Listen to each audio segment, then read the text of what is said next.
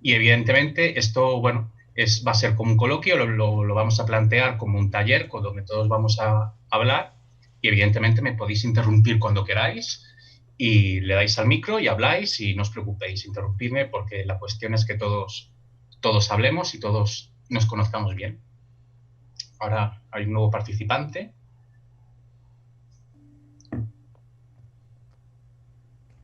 Pues nada, ya son las 5, se irá uniendo gente, pero yo creo que está bien que podamos empezar, pues bueno, con una breve presentación de cada uno de nosotros, conocernos un poco. Yo, si queréis, empiezo hablando de mí. Yo me llamo Javier, me podéis llamar Javi, como queráis. Y bueno, yo soy historiador del arte y periodista. Estuve viviendo 2 años en Budapest y ahí, pues nada, tuve oportunidad pues, de conocer la cultura, de imbuirme de toda la literatura, del arte y bien, y cuando me propusieron este curso, pues acepté porque me encanta y además quiero daros como una visión de la literatura húngara, de los relatos húngaros, desde un punto de vista más cultural, ¿no?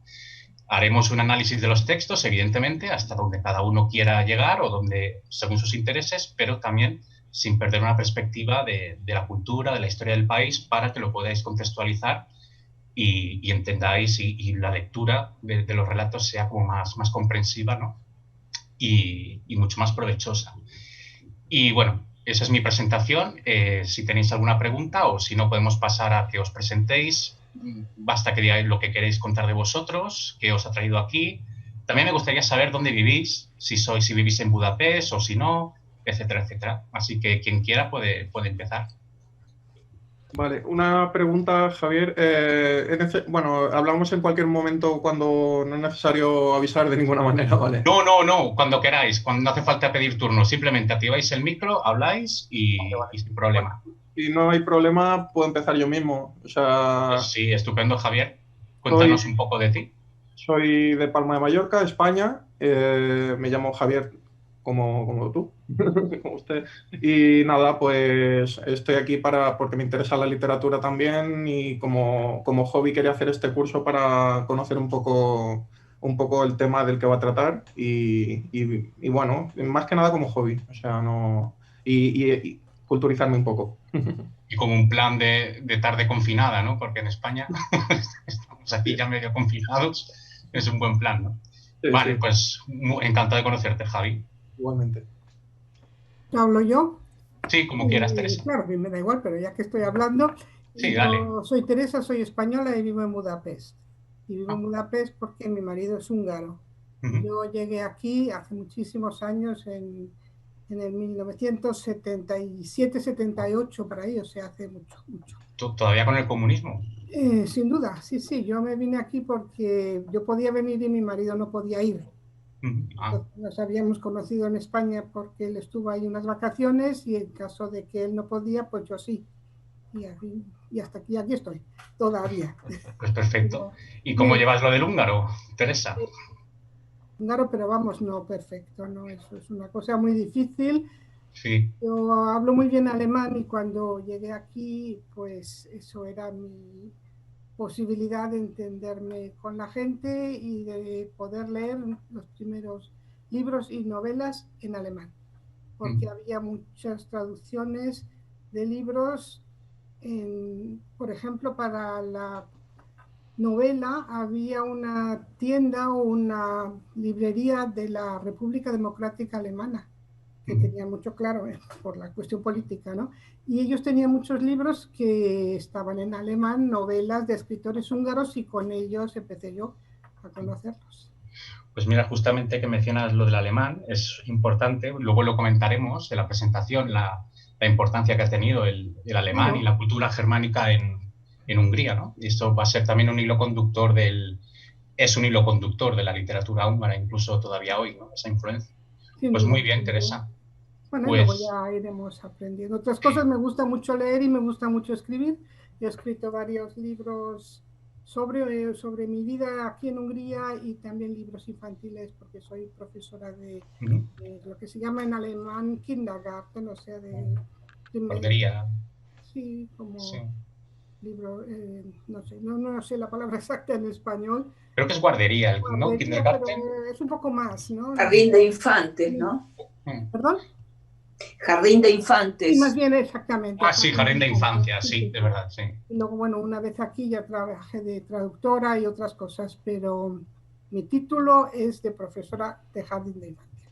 ¿Cuál es tu Pues apellido? estupendo. Teresa, perdón, ¿cuál es tu apellido para ver a ver si encontramos alguno De de la tus Vega. libros? De la Vega. De la Vega, perfecto. Un Los apellido libros son autoeditados, ¿no? Pero se pueden comprar. Hay perfecto. una En editorial. Amazon. Lulu se llama la editorial y ahí se pueden Vale. conseguir.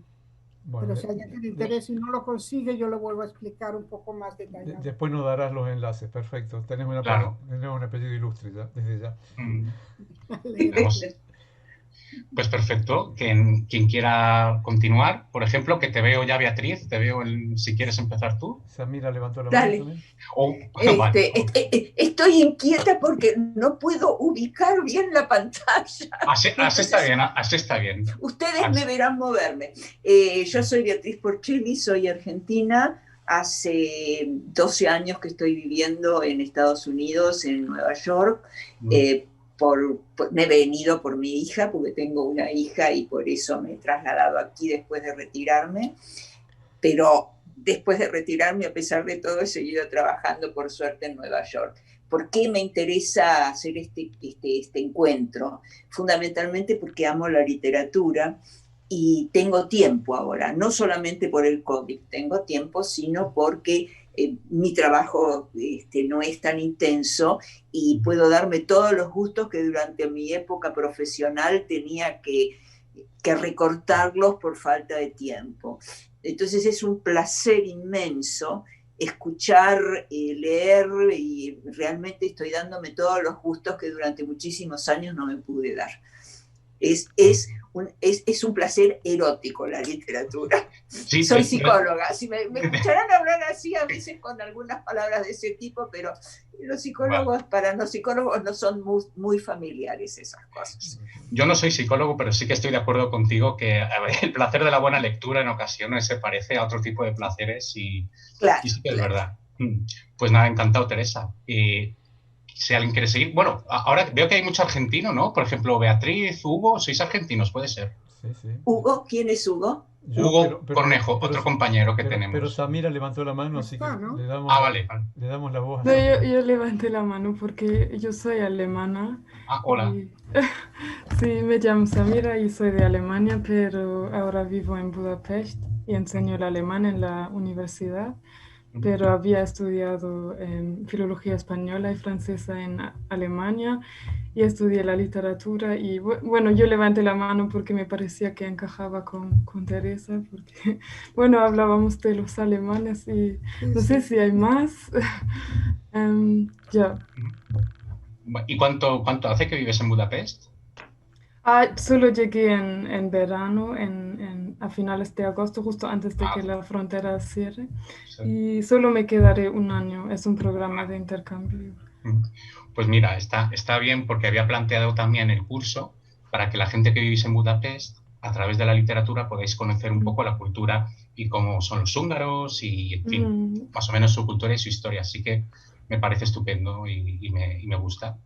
Vale, pues nada, Samira, pues mucho gusto. ¿Y quién es el siguiente? Bueno, entonces me toca a mí, Hugo Cornejo. Sí, Hugo, arráncate, sí. ya me habías presentado de alguna forma indirecta. Hugo Cornejo, argentino de nacimiento. Vivo entre Francia y Budapest. En Francia porque tengo mi madre y en Budapest que tengo mi mujer y mis hijos. En realidad, de forma definitiva, hace 10 años más o menos que mujer e hijos se mudaron definitivamente allá. Yo, con la facilidad de tener mujer húngara e hijos que hablan húngaro, casi nunca le di importancia al idioma, pero ahora sí. Entonces, varios años después, y ya de viejo, un poco también por la cuestión de tiempo quizás, soy informático de profesión, pero en eso caí tal vez sin querer, como Asterix. Entonces, pero bueno, me gustan las cuestiones técnicas, pero me gusta también la literatura, la filosofía, la historia. Así que bueno, la vida no alcanza para hacer todo lo que a uno le gusta. Tanto, ¿no? Así que me pareció fantástica esta idea y bueno, va adelante, Javier. Sí, espero que te guste porque he intentado eso, tocar muchos palos, como decimos en España, como tocar varios aspectos relacionados con la literatura. y bueno, espero que esté a la altura de las expectativas que tienes.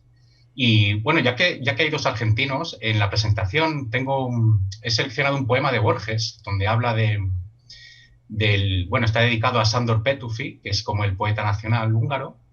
Y no sé, ya que Borges era argentino, pues a mí me hacía ilusión, la verdad, que ese poema, cuando llegue el momento, alguno de los argentinos os arranquéis y podáis leer algo. Yo creo que sería lo mejor, ¿no? Así que si os apetece, claro. Sí, pero me haría ilusión. Mientras no nos obligues a traducirlo en húngaro, No, a eso no llegaremos, porque yo la verdad viví, como os he contado, 2 años allí y intenté el húngaro aprenderlo 2 veces y fracasé estrepitosamente. Ya la primera vez que lo intenté, cuando me dijeron que había 12 sonidos vocálicos, yo dije, bueno, además en español, que vosotros sabéis que tenemos 5 vocales muy cerradas y muy cortas, A, E, I, O, U. De repente, claro, en húngaro es A, E, I, U, y para mí aquello era impracticable. Eso sí, aprendí las palabras, las frases para la vida cotidiana, pero es verdad que es un idioma complicado. Eso ahora también lo vamos a tratar en la presentación, ¿no? Cómo el idioma ha influido mucho en la cuestión de que no haya tanto traducido al español de literatura húngara, ¿no? Y que al final perdón, Javier, ahí Susana no se presentó. Le hemos dejado de lado. Susana Fejer. ¿A Susana? Ah, vale, sí. Y Mario, ¿no? Veo otro más que es Mario. Sí. Tampoco, pero yo puedo también presentarme. Me parece que yo soy la única húngara y vivo en Budapest. Pero no hay problema, yo quiero participar porque yo conozco la literatura húngara muy bien, yo creo que pero es mi pasión también leer mucho, pero me interesa también qué piensan los extranjeros, los hispanohablantes sobre la literatura húngara y desde luego practicar mi español. Perfecto. Pues mira, además una de las cosas que vamos a tratar son las relaciones que hay entre el mundo hispanohablante y el húngaro, que no son muchas, pero las que hay son muy interesantes.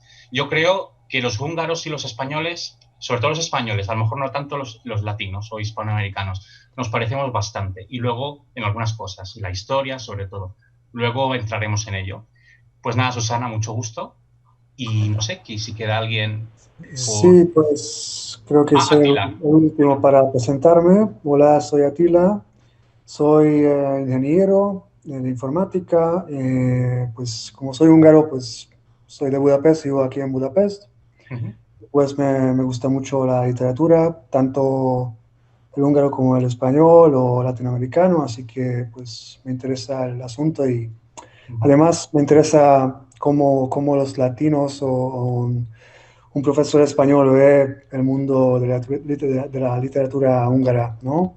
Con un ojo exterior, digamos. Sí, pues muy bien. Atila, por cierto, Atila y Susana, perdonad que machaque vuestros nombres con mi pronunciación española, pero me gustaría que a lo largo del curso, pues si me tenéis que corregir la pronunciación de algún nombre de algún escritor, no dudéis en activar el micro y corregirme, porque la pronunciación de un hispanohablante del húngaro es machacar el pobre idioma húngaro, porque pues, a veces es muy complicado. Así que no dudéis en activar el micro y corregirme, ¿vale?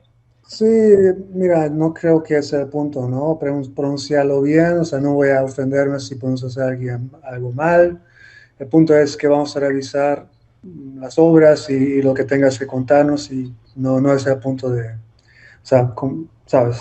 Sí, entiendo, Atila. Pero bueno, de todas maneras, también eso, para que los demás también se habitúen al sonido del húngaro, ¿no?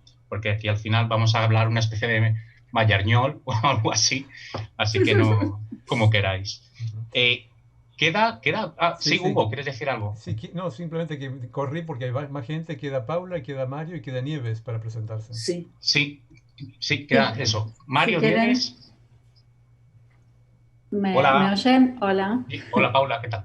Muy bien. Bueno, yo creo que conozco a la mayoría, casi personalmente, salvo alguna excepción. Así que estoy muy contenta de verlos a todos reunidos en la pantalla.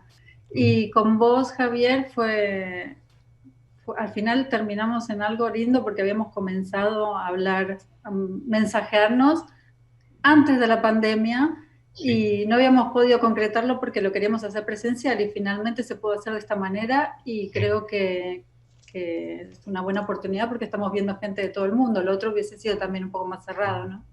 Sí, y al final, como dice en español, nunca es tarde si la dicha es buena, ¿no? Así que al menos...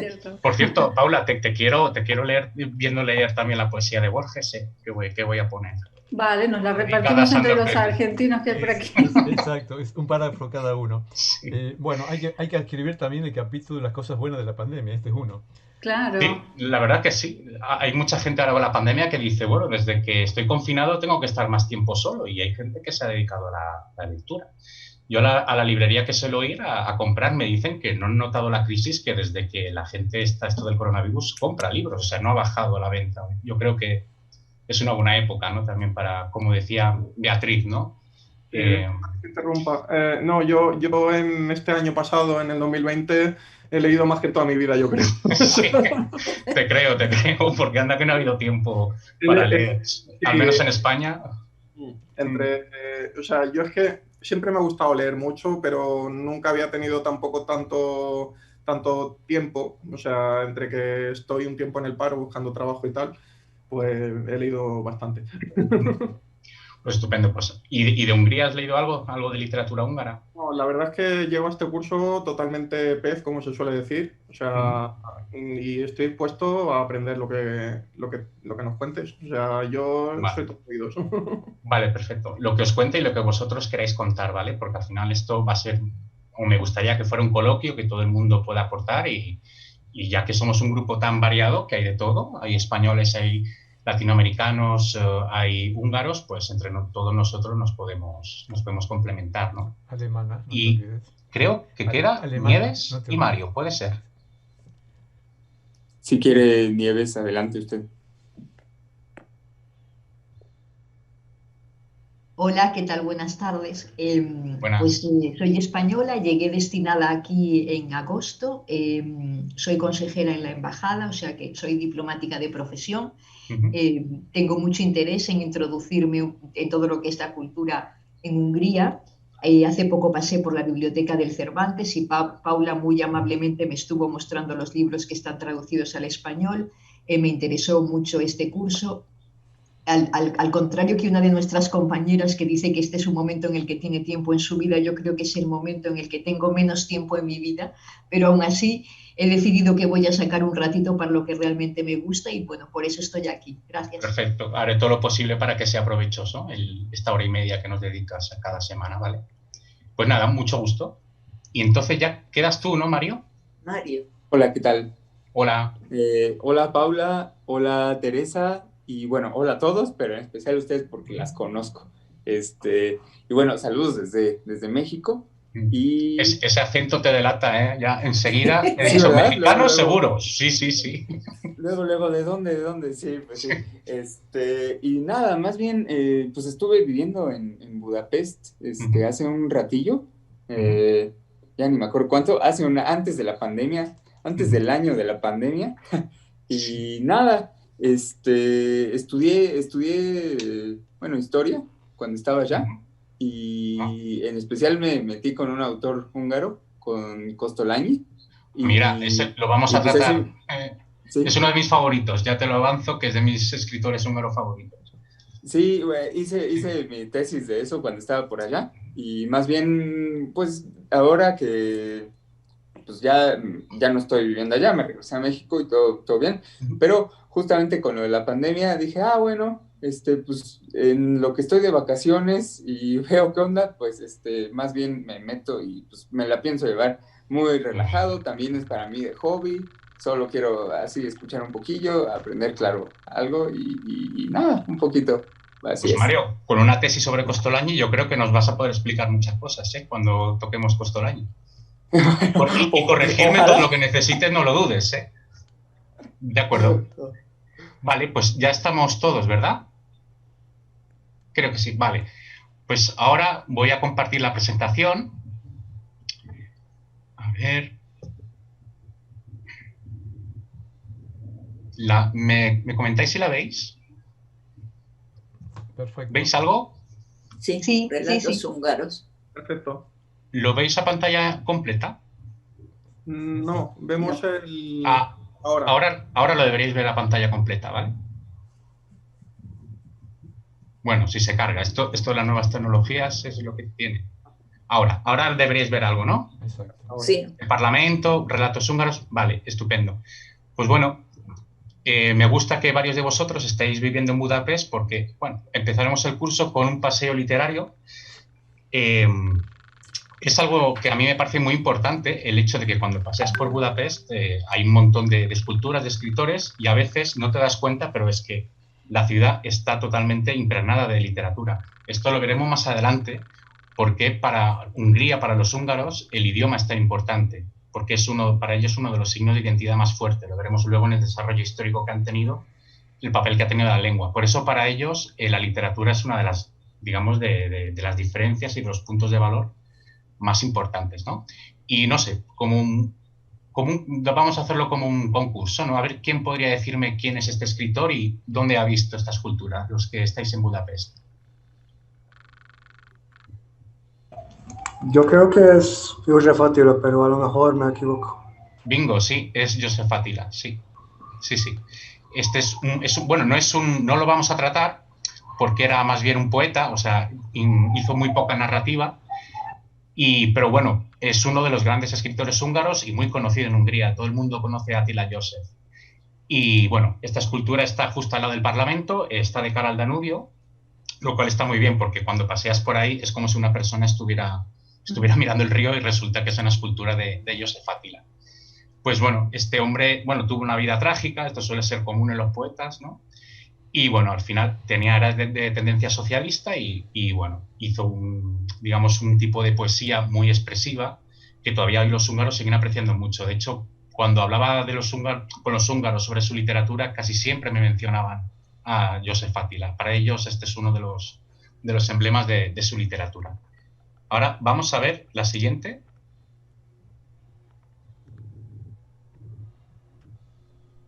¿Os suena?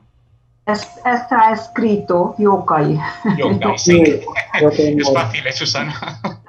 Pues, Nadia, yo quiero que los hispanohablantes quizás dicen algo, pero si no, yo puedo decirlo. No dudes. Este también es un escritor del siglo XIX, también muy famoso. Esta escultura, si vivís en Budapest, está en Octagon, hacia Deck Ferenc, pues a la derecha está la escultura de este hombre. De hecho, hay una calle que se llama Yokai utca. Yo vivía justo al lado de esa calle. Y bueno, es una escultura que está muy en el centro de Budapest y es muy visible, ¿no? ¿Quién será este hombre? ¿Lo habéis visto alguna vez, esta escultura? También está en una parte de Budapest con bastante trasiego de gente y muy concurrida. Pues yo no vi esa escultura, pero o es Arany János o es... Sí, es Arany János, creo. Es Zsigmond Moritz.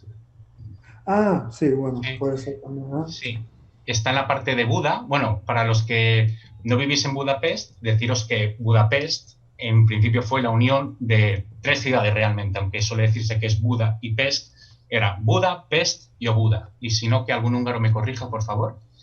Y digamos que por eso a veces los que hemos vivido ahí decimos Buda para referirnos a la parte que está al otro río, ¿no?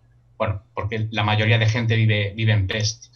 Por lo general, Pest es la parte más amplia donde está toda la vida comercial, los teatros, etcétera, y Buda ya es una zona más tranquila, más residencial, ¿no? Aún así, tiene bastantes nódulos de comunicaciones y la plaza de Zsigmond Moritz, por ahí hay mucho trasiego de gente, ¿no? Eso es una escultura bastante visible. ¿Y este hombre? ¿Quién diríais que es? Bueno, está el nombre, pero bueno. No sé si sabéis dónde se ubica. ¿No suena? Esta escultura se sitúa en, a ver si lo pronunciaré bien, Lóbol de Ter. Subéis la Király utca hacia arriba hasta Reformáció Park, pues está este hombre. Y es un escritor húngaro, aunque él escribió en inglés y se hizo famoso por la literatura en inglés, ¿no? Que escribió. Leeremos un relato de este hombre. Es muy interesante porque también nos puede servir para entender un poco la situación de Hungría Hungría es un país con mucha mezcla, ¿no? Y, por ejemplo, este hombre, como veis, Artur Kessler, a primera vista no parece muy húngaro, ¿verdad? Ni por el nombre ni por el apellido. No, ni por el nombre, yo no sabía que era húngaro. Pues es que ahí está la gracia, porque Kessler, por ejemplo, es un apellido, él era hijo de judío y austríaco. Claro. Y Kessler era la parte, digamos, judía o alemana, ¿no? Digamos. Y Artur tiene una historia muy curiosa para que veáis cómo ha sido la cuestión de Hungría y la relación con el mundo germánico, austríaco, etcétera. Él cuenta las memorias, que es, bueno, él tiene una autobiografía que os recomiendo, porque es buenísima, es un recorrido por todo el siglo XX. Este hombre estuvo por todas las partes del mundo. Él estuvo en Palestina, en una comuna sionista, luego estuvo en Alemania, estuvo en la Guerra Civil, le estuvieron a punto de fusilar en la Guerra Civil, luego estuvo en Inglaterra y luego, bueno, es famoso porque se hizo muy anticomunista cuando él fue muy comunista, ¿no? La novela más famosa se llama Del cero al infinito, pero bueno, yo os quiero recomendar sus memorias. Y él que dice que su madre, que era austríaca, le llamó Artur porque era, según la madre, el único nombre que no tenía un equivalente en húngaro. La madre austríaca despreciaba a los húngaros, les llamaba bárbaros, ¿no? Y no quería que su hijo tuviera un nombre húngaro o que pudiera tener una traducción o tuviera un equivalente húngaro. Eso para que veáis, eso es lo que cuenta él en las memorias. Y para que veáis cómo estaba el asunto en esta cuestión, que luego entraremos más adelante, si os parece. Bueno, hablando un poquito de esos equivalentes, no es que tenga demasiado que ver, pero yo tengo un hijo y quise absolutamente lo contrario. O sea, un nombre que tanto en húngaro como en español fuera igual, pues primero porque fuera bonito y segundo para facilitarle la vida, y al final se llamó Daniel. Porque claro, que tiene acento en la A de Daniel, pero sí, ese Daniel pues no se ve, luego tienes un documento español y ahí pone Daniel y no pones el acento, claro, y al revés. O sea, claro, es que esto es lo habitual, ¿no? Lo contrario, que fuera igual como Daniel y estaba Víctor, también con C o con K, pero que fuera... O Adam, también es un nombre que también se puede pronunciar. Adam, por ejemplo. Claro, pero en español no existe Adam. No, entonces, bueno, es verdad, sería otro nombre. Sí. De todos modos, claro, es lo que dices tú es lo habitual, ¿no? Cuando si tienes un hijo y digamos, con padres de diferentes culturas, lo normal sería eso, lo que has hecho tú, ¿no? Un nombre que se pueda... para los dos, claro. No solo lo curioso en este caso es que la madre quería un nombre que no tuviera equivalente en húngaro, que dice, pues madre mía. Otra fuente es la Biblia. Nosotros tenemos hijos de nombres bíblicos, Verónica, Judith y Matías. Bueno, bíblicos, entre comillas, quiero decir que son universales. Sí, totalmente, sí. Vale, perfecto. ¿Sí? Pero el pronombre Artur existe en húngaro, eso no es... O sea, ¿no es así? Sí, existe. Vale. En la historia también existe. Artur, sin H, pero Artur. Sí. Pues es curioso, a mí me llamó la atención porque lo contaba él en sus memorias y lo decía tal que así. O sea, que la madre no le gustaban los húngaros y no quería ese nombre. No lo entiendo porque el pronombre existe en húngaro. Pues mira, es curioso. Vale. Me sonaba también, pero bueno, pues no dije nada, como no soy húngara, a lo mejor me confundo, pero a mí me sonaba, como dice Susana, que en húngaro existe también. Pues yo cuando lo leí me sorprendió, pero luego pensé, es verdad que cuando estuve viendo ahí no conocía a nadie que se llamara Artur. Bueno, en mi caso personal, ¿eh? Sí, pero bueno. En la historia húngara, Görgei Artur es una persona muy conocida por la revolución del siglo XIX. Pues mira, es curioso, pues si queréis os paso la referencia, bueno, si os interesa, de las memorias de Artur Kessler y os comentaré más, pero bueno, os comento esta cuestión porque me llamó bastante la atención, sobre todo por esa parte, ¿no? De cómo los austríacos parecía que tenían todavía una especie de oposición a los húngaros. Bueno, ahora entraremos un poco en profundidad con este tema. Tengo un calendario, lo voy a buscar ahora mientras seguimos todo, sí, que vienen los días con el santo del día. Vale, perfecto. A lo mejor ahí encontramos al Artur húngaro porque es un calendario húngaro. Vale. A lo mejor nos enteramos del día en que celebran sus santos los húngaros, que siempre celebran los santos, sí, independientemente de que sean religiosos, católicos o no, el santo de cada día es algo muy importante. Sí, a mí me sorprendió, le daban más importancia que hasta los españoles, porque en teoría deberíamos ser nosotros los catolicones que siempre estamos con lo de los santos, pero ellos le daban más importancia que nosotros. Esa fue la sensación que yo tuve, ¿no? Yo creo que incluso ahora un poquito menos, pero cuando yo vine en pleno comunismo, por la mañana ponías la radio y hoy te decían, hoy es el día de tal, que tiene su santo. Y después salías a la calle y había florerías que ahora hay menos, y tenían una pizarrita en la calle, ponía santos del día, para que todo el mundo se acordara, y cuando fueras a trabajar, por ejemplo, pues a las Yutkas o Katy o Llanos o quien fuera, les dieras una felicitación, un regalito, un detalle. Y sí, era muy, muy importante. En el periódico también venía, pleno comunismo estoy hablando, después siguió.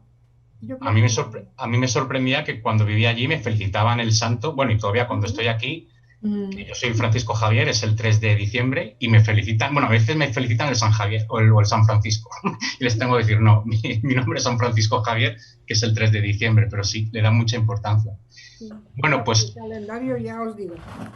Pues quisiera hacer ahora también una aproximación un poco a la literatura húngara y las traducciones, porque realmente el idioma es la verdadera barrera que hay, ¿no? La literatura húngara, en mi opinión, o sea, es una literatura que está al nivel de cualquier otra, sobre todo de la centroeuropea totalmente, pero ¿qué ocurre? Que en España esa barrera idiomática le ha perjudicado bastante. Solo ha sido en los últimos años, digamos en los últimos 15 años, que se han venido publicando de manera constante literatura húngara, y de hecho es la apuesta de algunas editoriales en español. Os he puesto sobre todo ejemplos de Acantilado, que es yo creo que es la mejor editorial que hay ahora mismo en España.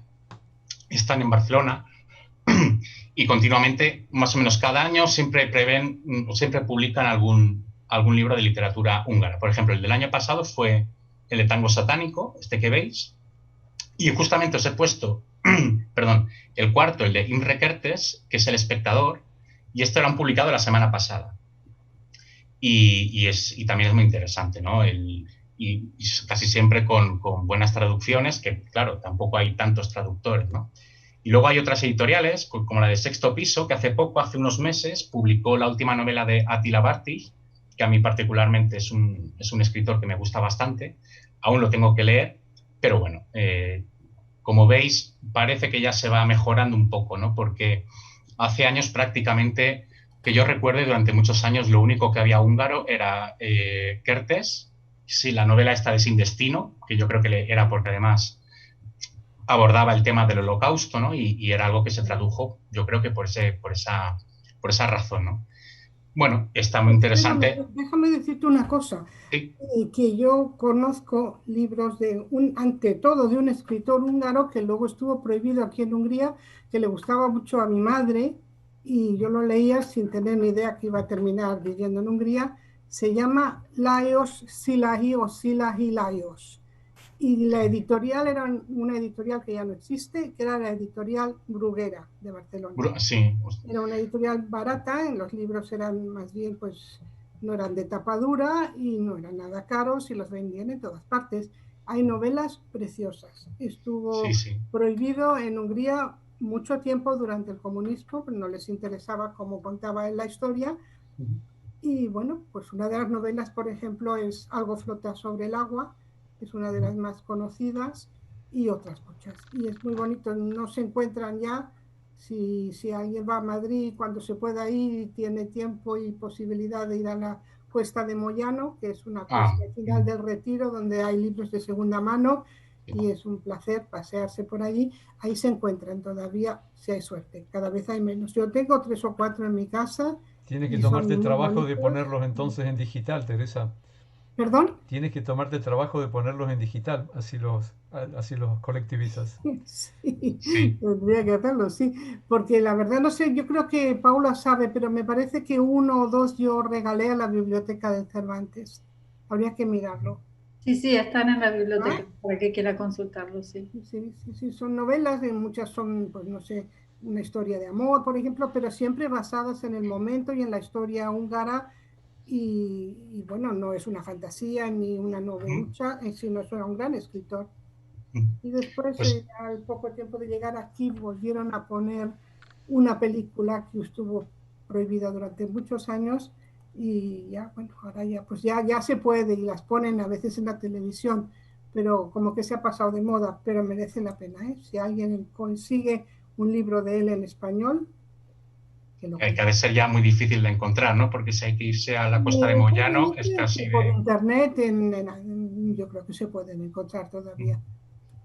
Vale, perfecto, pues Bueno, muchas yo para gracias. la próxima vez os hago una lista de los títulos, Sí, esto estaría bien. Podemos ¿no? hacer Y así todos, lo exacto, nuestras recomendaciones y compartirlas. y ya está, y es más fácil. Perfecto. Vale, Y nada más. sobre todo para los que no conocemos sobre el tema, Claro. estaría. Excelente, Sí, y así también nos enriquecemos todos, porque claro, hay muchos autores también, ¿no? Y sobre todo lo que se quiere decir, que también son traducciones muy dispersas. Solo es en los últimos años que se ha querido apostar por dar a conocer esta literatura. Hasta hace, 10, 15 años todo ha sido de manera muy, muy dispersa, ¿no? Y bueno, os recomiendo especialmente eso, la que os he dicho, Acantilado, Sexto Piso, pero también hay otras como Minúscula, Impedimenta, que de vez en cuando editan algún autor húngaro. Eso ya lo iremos viendo. Y bueno, deciros que los principales traductores que yo tengo localizados son Esther Orban y este hombre, Adam Kovacic, que justamente es un chileno, hijo de húngaros, que eso ya... Las relaciones entre Hungría y el mundo hispanohablante no han sido intensísimas, pero sí que han existido, ¿no? Hubo una inmigración húngara bastante fuerte, sobre todo Argentina, Chile, a lo mejor no del tamaño de, claro, evidentemente la migración italiana, pero algo de migración sí que hubo, ¿no? Y bueno, ¿cuáles son estas relaciones que hay entre el mundo hispanohablante y el mundo húngaro? Por lo que yo he podido saber, y a mí lo que me ha sorprendido, es que parece que ha habido más interés por parte de los húngaros en el mundo hispanohablante que al revés. Entiendo o supongo que sigue siendo por la lengua. Me da a mí la sensación que para un hispanohablante es más complicado dominar el húngaro que a un húngaro dominar el español. Seguro. Perdón, en el siglo XX empezaron los estudios en Hungría, se empezaron a interesar de manera muy fuerte en la cultura hispanohablante y curiosamente nunca lo han abordado de una manera solo España, sino siempre como de manera global, ¿no? Tratando estudios de la historia de Latinoamérica, de la literatura de España, traducciones de diferentes autores. Es decir, nunca ha sido algo muy compartimentado, ¿no? Para ellos, o a mí eso me da la sensación, han concebido lo hispano como el idioma, ¿no? Y aquí estamos metidos un poco todos, ¿no? Al menos es la sensación que me da, no sé si alguien me puede corregir o tiene otro punto de vista. Quería comentar algo. ¿Conocen el libro En Budapest de Chico Buarque, que es un escritor brasileño? Sí. Eso me sorprendió mucho de encontrarme con un libro de un brasileño porque la lengua tiene un papel tan importante en este libro y relata muy bien este conflicto y que el brasileño intenta aprender el húngaro, pero consigue también, acaba siendo traductor. Entonces, este libro me fascinó mucho y no... Sí, además es curioso cómo el papel que tiene en esta novela el lenguaje, ¿no? O sea, si no recuerdo mal, cuando conoce a la chica, es sobre todo a nivel de idioma. La chica le enseña el húngaro, él está como intentando repetir y también hay una película, creo, de esta obra y es muy interesante el papel del idioma porque es verdad que es el primer choque que un hispanohablante tiene con Hungría, ¿no? Es el idioma. Yo estuve 2 años ahí y es verdad que es algo a lo que realmente o lo aprendes o no te acostumbras. Yo, por ejemplo, siempre experimenté el idioma como una barrera muy fuerte, ¿no? Y evidentemente es que es algo que es muy, muy diferente digamos, a la lengua española, ¿no?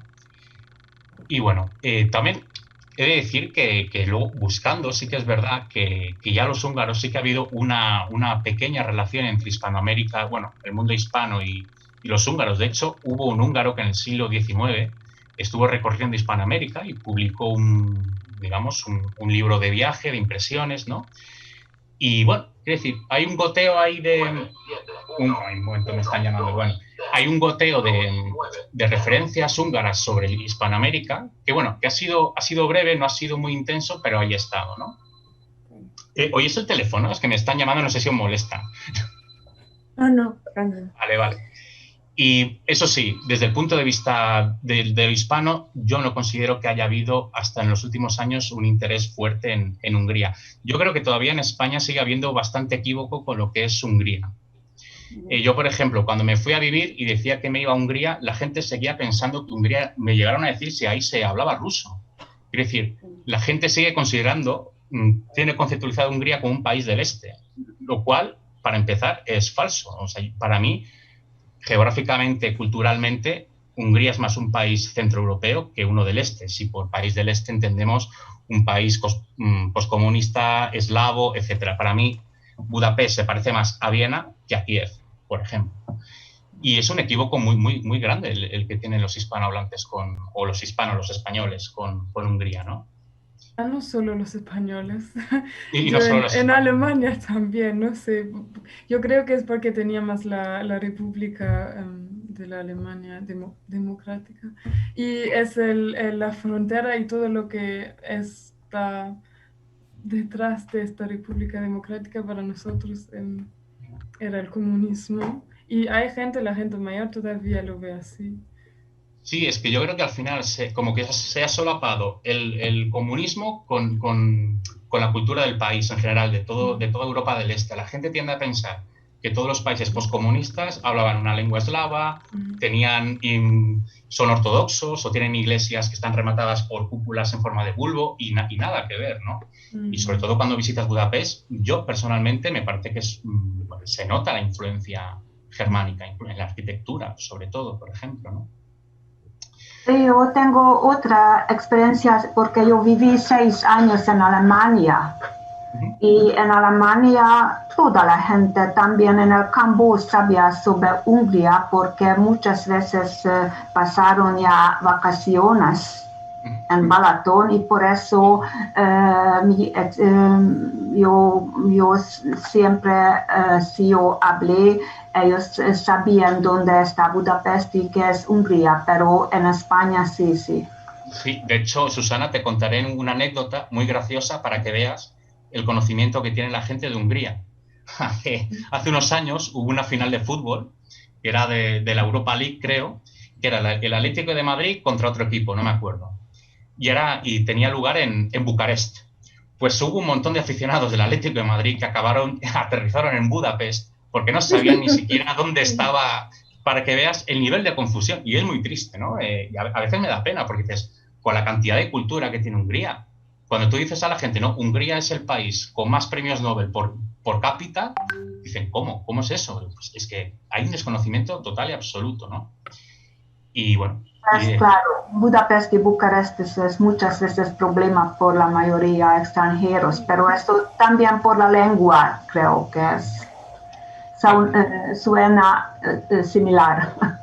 Sí, eso es verdad, pero claro, yo creo que cualquier persona en España debería saber que Budapest está en Hungría y Bucarest, ¿entiendes? Pero bueno, porque yo me doy cuenta que en España, yo no sé en Latinoamérica qué pensáis, pero en España, de Alemania hacia el este, ya para nosotros eso ya es una niebla en la que se junta lo ruso, lo eslavo. Para nosotros ya es confuso, ¿no?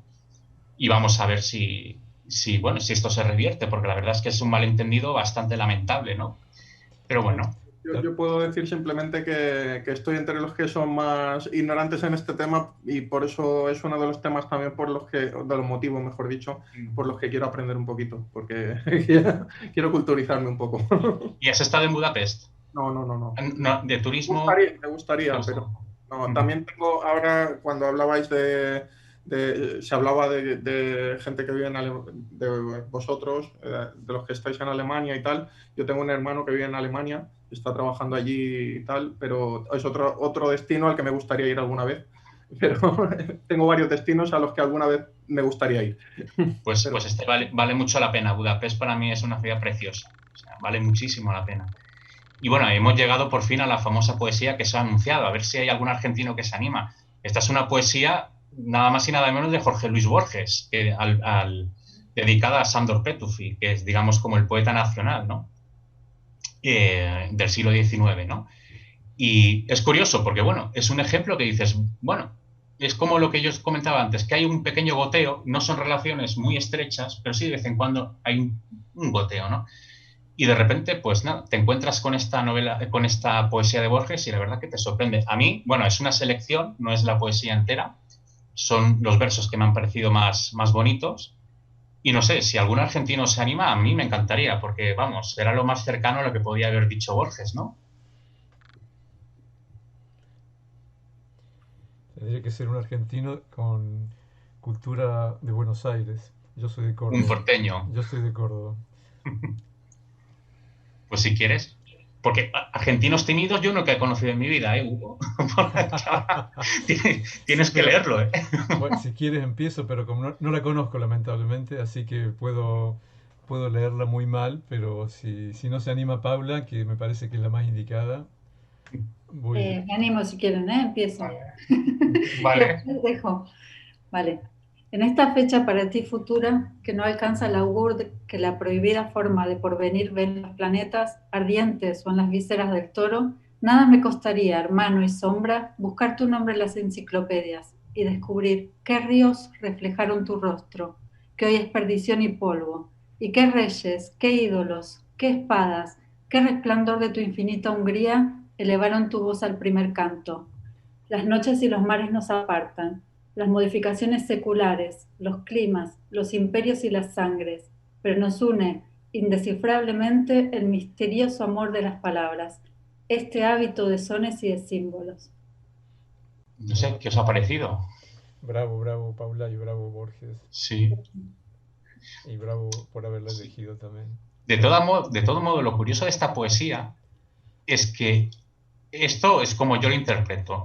Si tenéis otra opinión, por supuesto, manifestadla. Pero a mí me da la sensación que Borges, que era un amante, como sabéis, de todas las culturas remotas, él le interesaban las sagas islandesas, le encantaba toda la parte norte, todo lo que para él sonara algo muy remoto, él era un apasionado, ¿no? Y a mí me da la sensación que este poema lo que va también es como a marcar un poco esta diferencia, ¿no? O sea, enfatiza mucho la separación entre Hungría como algo muy remoto, muy lejano, ¿no? Como muy indefinido, ¿no?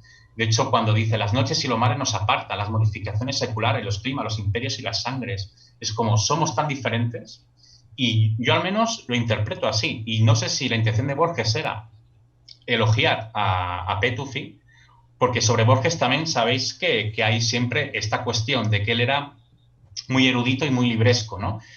Pero a veces también se cuenta que el conocimiento de Borges no era tan profundo sobre algunas cosas. Él, por ejemplo, le encantaba, él lo contaba en una entrevista, que una de sus aficiones era coger la enciclopedia británica y leérsela, ¿no? Y de ahí él sacó mucho material para sus cuentos. Otra cosa es que luego siempre esas referencias que él hizo fueran realmente eruditas, ¿no? Pero no sé qué pensáis. A mí me da la sensación que aquí lo que Borges quería evocar justamente, o lo que quería convocar en el poema, es esa diferencia. Yo incluso dudo que Borges tuviera un interés particular en Petuffi, por ejemplo, porque para empezar ni lo nombra. Es curioso, ¿no? No sé cómo lo veis. Si queréis decir vuestra opinión o si no, sigo. ¿En qué contexto, si tienes un poco más de información, escribe este poema? ¿Perdón? ¿En qué contexto Borges escribe este poema? ¿Por qué Hungría? ¿Por qué Petuffi? Es que es lo que quería comentar, es que como no hay contexto, me da la sensación que él lo que quería evocar era una especie de distancia, que al final sabéis que esto en la literatura de Borges es como bastante recurrente, ¿no? Remontarse a lugares remotos, a tiempos remotos, incluso a tiempos imaginarios. Él le gusta mucho hacer referencias a culturas muy antiguas, incluso inventadas. Y a mí me da esa sensación, que él quería evocar como una especie de distancia, ¿no? Eso es el contexto concreto no lo sé. Eso es la verdad. ¿El título es El primer poeta de Hungría? Sí. ¿Les molestaría explicarme los primeros versos que no? El resto lo entiendo, pero el principio no. En esta fecha para ti futura que no alcanza el augur. ¿Qué es el augur? Que la prohibida forma de porvenir ven los planetas. Es que, a ver, es que justamente lo que pasa es que como es una poesía, es que es complicado. A ver, en esta fecha para ti futura que no alcance el augur, que la prohibida forma de porvenir ven los planetas. yo aquí, por lo que yo entiendo, está diciendo que hay una fecha futura. Pues la verdad es que es complicado el verso, sobre todo el primero. Bueno, en este caso... No sé cómo lo veis. En este caso, es decir, bueno, el augur sería el futuro, la adivinanza, la adivinación. Sí, todo remite al futuro, porque dices, bueno, en esta fecha para ti futura, el porvenir, los planetas, la adivinación, el augur, que también tiene esa función de adivinación. Tiene esa función de adivinación, pero que obviamente ninguna adivinación es vigente o está vigente, ¿no? Y yo lo enlazo, esa parte que realmente no podemos augurar ni adivinar, y yo lo enlazo con la última parte en donde hay algo que fuera de cualquier augur y de cualquier adivinación sí se puede descifrar, que es el misterioso don del lenguaje, de la palabra, en donde que por sones y con símbolos podemos encontrarnos. En alemán es Fönöv. El augur es Fönöv en alemán. ¿El qué? Fönöv, no sé pronunciarlo, pero se escribe F-O con diéresis N-E-V. No sé, no, tal vez lo puedes escribir en el chat, que ahora no lo puedo... Yo releyendo mientras escucho lo que estáis comentando y tal, me da la sensación que es lo que comentaba Javier Pérez, o sea, que es hace referencia, marca mucho, o sea, lo que es algo diferente, o sea, de un autor de Hungría a... Sí, es lo que yo entiendo, pero a la referencia exacta a lo que está haciendo cuando habla de una fecha futura no acabo de pillarlo. Pero bueno. Yo interpreto esta primera parte como que está situando la fecha futura, es la fecha desde la que Borges escribe, ¿no? Y se sitúa y le dice que él nunca pudo adivinar porque ese futuro no lo podían descubrir haciendo, pues, la adivinación tradicional, y de ahí que hable de las vísceras de toro. Entonces, en el futuro está Borges, y Borges es el que mira hacia atrás y estudia al poeta. Así lo entiendo yo, pero quizás no sé. Pues a mí me parece bastante razonable lo que dices. Porque, claro, las referencias al futuro son constantes. Ya solo en la palabra futuro, augur, el porvenir de los planetas remite ya a la astrología. Las vísceras del toro, como sabéis, era un método de adivinación. En el mundo antiguo, según sacrificaban animales y según cómo veían las vísceras, pues lo veían como un mal augurio o un buen auspicio. Claro, es que también es complejo. Hay que ver que también cómo juega con la sintaxis, el juego que hace es bastante complejo, ¿no? Pero bueno, no era el objetivo comentar el poema, pero bueno, me alegro mucho de que haya salido esta cuestión. Yo no sé, Samira, si te ha quedado claro. Sí, un poco más, pero creo que lo volveré a ver más tarde. Sí, ya lo noté que es futura, augur y porvenir tiene algo en común, que son diferentes versiones de escribir el futuro, pero me interesaría comprender mejor cuál es la relación entre las palabras. Pero creo que hay que darle más tiempo. Sí, es que aparte, como a Borges también le gustaban estos juegos temporales, da la sensación que hay como dos tiempos en paralelo. Por una parte le está diciendo que hay una fecha para ti futura, le está hablando a Petuffi, que es pasado para Borges, pero le está diciendo que él es el futuro, ¿no? Y luego dice, buscar tu nombre en las enciclopedias. Evidentemente, si está la fecha futura, entonces ¿cómo puede ser que Petuffi tenga el nombre en las enciclopedias? Yo creo que hay un juego también con el tiempo, que esto a Borges le gustaba bastante, por otro lado, ¿no? Jugar con y sobre todo la idea del tiempo y el laberinto, que él solía juntar bastante. Yo creo, va por ahí, me da a mí la sensación. No sé qué pensáis los que habéis leído a Borges, ¿os gusta Borges? Bueno, pues seguimos adelante después de este comentario. ¿Qué sabemos de los húngaros? ¿Qué sabemos? Antes de explicaros un poco, ¿cómo resumiríais o qué cosas creéis que definen a los húngaros?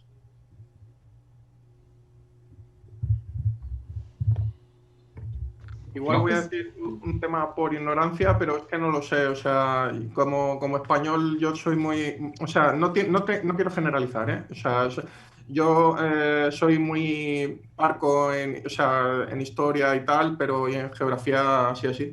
Pero podría decir, por lo que me suena, que eran un pueblo nómada, o me estoy equivocando, hace mucho tiempo. No, bueno, no te equivocas tanto, porque en principio viene de bueno, o ellos, digamos, que se remontan a las tribus magiares, que en principio, por lo que parece, era un pueblo estepario que llegó a Hungría, ¿no? Porque luego veremos que también ahí la geografía afecta mucho, porque en esa parte de Europa, exceptuando los Cárpatos, que es una cadena montañosa bastante grande, lo demás es bastante llano, y eso que ha hecho que a Hungría casi siempre han llegado, o a esa parte de Europa han venido muchas migraciones del este, ¿no? Luego lo veremos que en Hungría han estado los mongoles, han estado los turcos, ha habido un montón de pueblos que lo han ocupado, y probablemente los magiares, que ahí entraremos luego, puede ser que vinieran digamos, de las regiones o del Asia Central, o incluso dicen, porque la lengua que ellos tienen, según la teoría, está, digamos, en el subgrupo de las urálicas. Así que, digamos, toda esa parte central de Asia, incluso cogiendo un poco la actual Rusia, se dice, lo que todo es como nebuloso. Yo no sé en este punto si nuestros compañeros húngaros quieren aportar algo. ¿No? Vale. Pues seguimos. Pues os quiero hacer una breve introducción a la cultura húngara para saber un poco de dónde partimos, ¿no? A la hora de sumergirnos en su literatura. Se trata de una nación de gran antigüedad, bueno, oficialmente, cristiana, en el año 1000, pongamos, sobre todo, esto que me corrijan nuestros compañeros húngaros, pero a raíz de la coronación de San Esteban, que es... Pues, si quieres, puedo echar una mano aquí. Sí. Tampoco soy historiador, pero según mis estudios, como nación, es una nación, como tú dices, bastante antigua, pero debido a que la nación forma parte de varias tribus, y era una mezcla de tribus de todas partes de Asia, de Europa, de todo, pues tampoco se puede decir exactamente todo, desde cuándo se formaron, ¿no? Como una nación. Pero se sabe que más o menos llegamos de la Asia aquí a los Cárpatos, básicamente al siglo IX, y pues el país como en sí se formó en 1000, ¿no? Cuando fue fundado, algo así. Pero sí, está bien lo que dices, que somos una antigua, pero...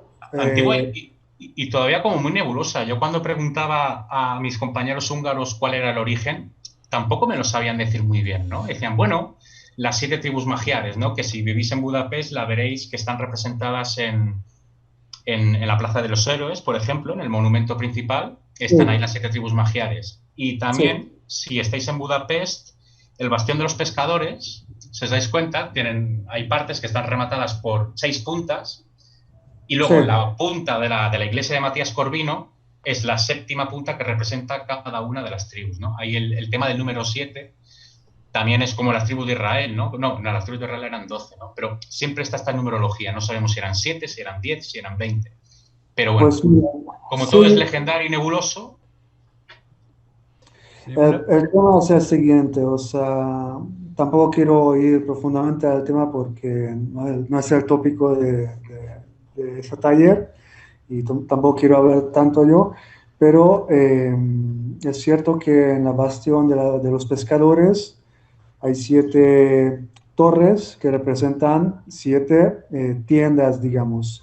¿Por qué? Porque éramos nomádicos, entonces vivíamos en tiendas y estábamos moviéndonos. Entonces, los 7 torres representan nuestro pasado, el nomadismo, que éramos nomádicos, y el rey básicamente está al lado de los 7 torres. Si alguien no lo vio nunca, pues puede mirar en internet o en persona, y él está mostrando básicamente hacia la dirección de la iglesia de Matías, y eso simboliza que él da su espalda hacia el pasado, el nomadismo, ¿no? Las 7 torres, y está con la cara, da con la cara hacia la iglesia, simbolizando que fue que nos convirtió, ¿no? Estamos hablando de San Esteban, nuestro primer rey, que fue coronado en 1000 o 1001 en realidad, pero sí. Que por cierto, también hay mucho simbolismo en el Bastión de los Pescadores, porque además, como tú has dicho bien, la iglesia a la que apunta San Esteban, la escultura de San Esteban, era donde antes se coronaban los reyes húngaros. Quiere decir que el simbolismo de ese lugar de Budapest sobre el origen de los húngaros es muy, muy, muy fuerte, ¿no? Sí, Átila. Sí, dije que sí, que tienes razón. Vale. Y bueno, y sobre esto que hemos estado hablando, el segundo punto, hay un punto vamos a esto, al origen. Sí, Hugo. ¿Me permitís, Javier? Hay un punto neurálgico que es un poco la origen de la inmigración esta, o por lo menos ellos lo utilizan casi como culto, que está en la frontera húngara de Ucrania. Es una montaña relativamente baja, de unos 1000 metros, pero y tienen ahí una especie de... no sé cómo decirte, monumento de peregrinación, casi como sería el Camino de Compostela para ustedes. El coro al que participa mi mujer, que son muy simbólicos y que son muy attachés. Yo cuando hablas no te oigo casi. ¿Nadie me escucha? Sí, yo sí. No sé qué puedo hacer, Teresa, me acerco más al parlante. Acércate más. Sí. Tú pones un poquito más de volumen también en tu... Cuando hablas tú, muy difícilmente. Pone un poquito más de volumen también. Bueno, sí, lo hago muy corto. Ahora mejor. El coro de mi mujer, digo que son muy húngaros y muy... mi mujer es música. Que son muy... no me sale la palabra en castellano, attaché, que son muy pegados a todas las tradiciones y culturas y costumbres húngaras. Ellos hicieron el año pasado una serie de actuaciones en la parte húngara de Ucrania, porque la parte húngara está bastante, la minoría húngara está bastante en el este de Ucrania, casi en la frontera, y de ahí entonces fuimos en peregrinación a ese monte, que no me acuerdo el nombre ahora, pero está incluso arquitectónicamente muy interesante, porque te digo, es un poco, si lo comparan ustedes en España, es un poco el Camino a Compostela de ellos. Pues muchas gracias, Hugo, por la aportación. Desconocía ese dato, la verdad. ¿Y alguien quería hablar más? Vale, pues muy bien. Y nada, bueno, el segundo punto, lo que más o menos hemos comentado con Átila, el origen de los húngaros sigue siendo incierto, pero bueno, vamos a pensar o vamos a convenir que eran migraciones de pueblos esteparios o incluso siberianos, más que nada por el subgrupo de lenguas al que pertenecen. En teoría, la lengua que más similitud tiene con el húngaro a nivel de familia es la lengua finlandesa, lo cual es muy curioso. Luego eso ha creado en los húngaros cierto sentido como de isla, ¿no? Porque claro, al final están rodeados de países o bien eslavos o bien, por ejemplo, Eslovaquia, o germánicos como Austria, o latinos, entre comillas, como queramos entender esta palabra, en Rumanía, ¿no? Y yo creo que eso en el carácter de ellos sí que ha instituido una idea como de país cercano, ¿no? O al menos también además de país con una identidad muy fuerte, porque son muy diferentes a los países que los rodean, ¿no? Sí, pero los finlandeses no entienden en absoluto. No, ni los húngaros a ellos. No. Es muy curioso, no se entienden. Yo les preguntaba... gramatical, pero lo que es entenderse no entienden nada. No, yo les preguntaba y me decían, yo a un finlandés no entiendo lo que dice. No, cuando fuimos con mi mujer a Finlandia me dijo que únicamente entendió 2 palabras en una semana. 2 palabras. Estuvimos en Finlandia. Es muy curioso eso. Y luego un poco relacionado con... Hay más palabras similares en Turquía que en Finlandia. Sí, bueno, de hecho, el húngaro asumió algunas palabras del turco. Por ejemplo, a mí me contaban que hay una palabra en húngaro para definir un tipo de zapatillas que nosotros le llamaríamos las babuchas, que ellos le llaman de una manera parecida, ¿no? No me acuerdo, me lo dijeron, no me acuerdo la palabra. La palabra es papuch. Eso, papuch, sí, exacto, sí. Claro, es una babucha que sí. Es la misma palabra. Eso lo adquirieron, por ejemplo, del turco, ¿no? Ha tenido préstamos de otras lenguas. Y luego el siguiente punto que os quería comentar relacionado con esto que os contaba de país sitiado, ¿no? Un poco país con cierta conciencia de estar rodeado, ¿no? de países diferentes, es que al final están en una encrucijada de caminos. Al final, como veis, geográficamente, exceptuando los Cárpatos, los demás es una llanura y por ahí pasa mucha gente, ya sea desde el este, que podrían ser los propios pueblos esteparios, o desde los Balcanes, por ejemplo. Fue lo que pasó con los turcos. Y claro, ¿qué ocurre? Cuando hay cruce de pueblos es porque suele haber también cruce de espadas. Ha habido muchas guerras y eso lo saben bien los húngaros, ¿no? Que ha sido una historia pues muy conflictiva, ¿no? Y solo por citar algunos dominios extranjeros tenemos el dominio mongol, el turco. Por cierto, el turco es interesante porque si vais por la parte del castillo de Buda, hay una placa en la que se recuerdan los españoles que en el siglo XVII, si fue, contribuyeron a la liberación de Budapest del dominio turco, ¿no? Y se le hace un reconocimiento porque se ve que estaban en la avanzadilla, era un grupo de 200 españoles y ayudaron en esa liberación, ¿no? Bueno, como dato curioso, ¿no? De que también tenemos los españoles cierta representación, ¿no? Al menos de la época que los españoles estaban por toda Europa y se metían en todos los problemas que había en Europa, también estaban en Budapest, ¿no? Javi, sí. ¿Cómo se llamaba ese grupo de soldados españoles? El grupo, bueno, a los ejércitos españoles le llamaban tercios. Tercios, ajá. Eran los tercios, sí. Gracias. Lo que, claro, al ser 200 soldados, yo entiendo que estaban dentro de un ejército. Bueno, era una coalición, porque al final había húngaros, austriacos y españoles, porque de aquellas, la casa que reinaba, la casa Augsburgo, reinaba también en España. Y así cogían, digamos, soldados de todos los dominios y los llevaban a donde ellos querían guerrear. Pues fue una coalición, pero en principio el ejército de los españoles se llamaba tercio. ¿Sí? ¿He contestado tu pregunta, Tila? Vale. Pues diversidad religiosa. A mí es algo que me llamó mucho la atención. Bueno, es un país mayoritariamente católico, si no me equivoco y si no que me corregís, creo que era en torno de un 70-80% de católicos. Ahora bien... Más o menos, sí. Sí. Y ahora luego bien... los calvinistas. Sí, y luego vienen los calvinistas que, bueno... tienen menos representación, pero tienen su influencia, por ejemplo. Es muy fuerte, sí. Si no me equivoco, vaya. Hay muchos pueblos en Hungría que tienen dos iglesias, la católica y la calvinista. Sí. Y se entienden perfectamente, o sea, no hay ninguna... No sé. De hecho, hay un libro de Sigmund Moritz que está editado en español por Acantilado, que se llama Sebon hasta la muerte, que ahí cuenta la historia de un niño en un internado calvinista, si no recuerdo mal, en Szeged. Pero a lo mejor me recuerdo mal, pero era por ahí. Y había niños que estudiaban una parte en un colegio calvinista, por ejemplo, y después la segunda parte de su educación y el bachiller en un colegio católico, al revés, eso ahora no me acuerdo, pero yo conozco gente incluso que son amigos húngaros que tuvimos en España de casualidad, y ahí fue así y no había ningún problema entre las dos religiones.